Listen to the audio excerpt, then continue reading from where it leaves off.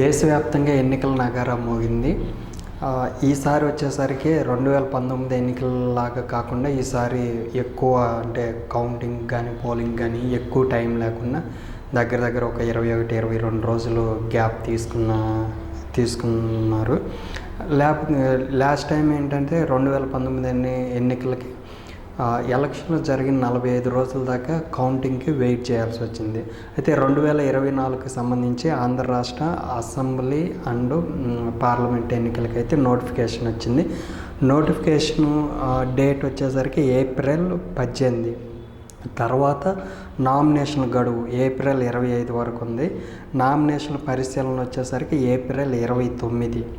నామినేషన్ల ఉపసంహరణ April 26.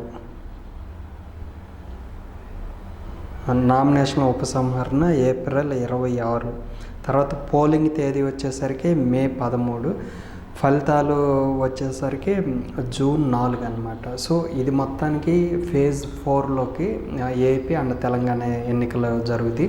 Same ఇదే ఈ డేట్స్ ఏపీ ఎలక్షన్లకి ఏ డేట్స్ అయితే ఉన్నాయో నోటిఫికేషన్ కానీ నామినేషన్ల గడువు, నామినేషన్ల పరిశీలన, నామినేషన్ల ఉపసంహరణ, పోలింగ్ తేదీ అండ్ ఫలితాలు ఈ మొత్తం ఏపీ తెలంగాణకి రెండింటికి సేమ్ అనమాట.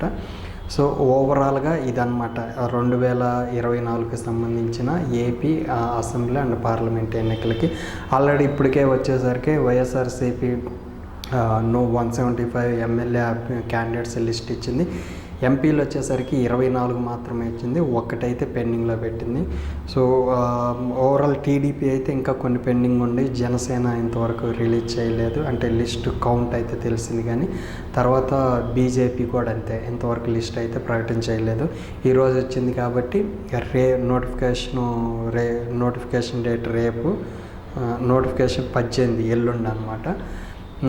సో రేపు 17వ తేదీన వచ్చేసరికి ఈ కూటమికి సంబంధించిన చిలకలూరుపేటలో భారీ బహిరంగ సభ ఉంది. దాంట్లో పవన్ కళ్యాణ్, మోడీ తర్వాత చంద్రబాబు పాల్గొంటున్నారు.